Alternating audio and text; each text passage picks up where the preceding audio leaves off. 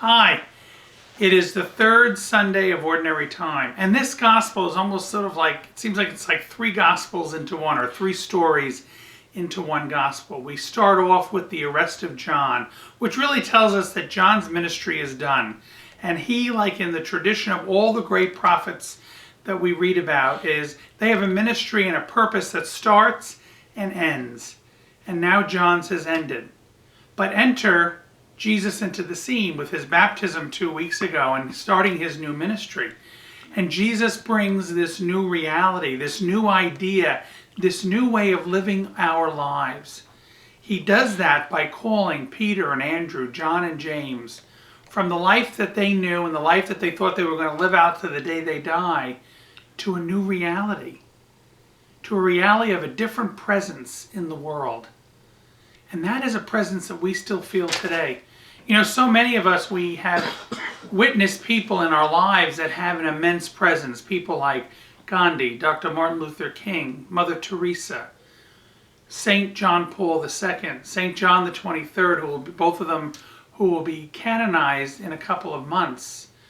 We think of even our new Pope, who hasn't even been Pope for an entire year. Think of the presence that he has had in the world already.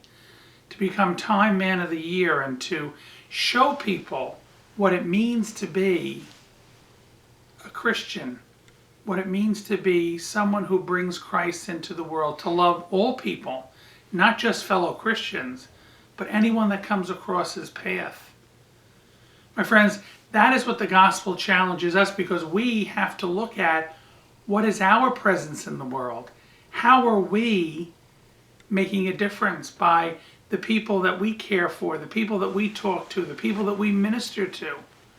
And in some way, in our own little part of this world that we live in, we can make a difference in the people right around us. And so that's what we have to continue to do. Because what Jesus is saying, listen, this change, this light that I am bringing into the world starts right now. In other words, there is a new ministry now. There is a new healing going on now. There is a new reconciliation that is happening now. And there is a new presence that we are coming together to form. And so I invite you to be part of that.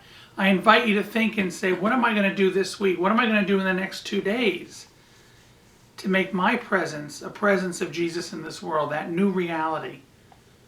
Let's do it together. Come to the Church of the Nativity, a stewardship parish here in Midland Park, New Jersey.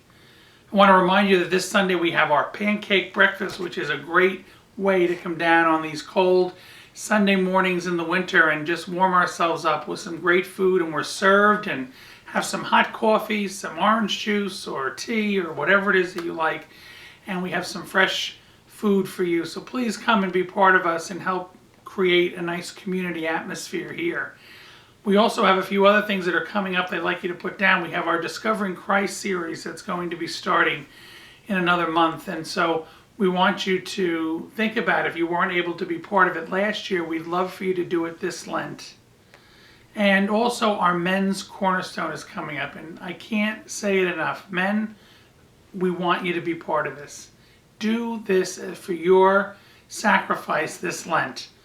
Make it something that you give to God. 26 hours is all we're asking for. But I guarantee you it will be very worthwhile. God bless you.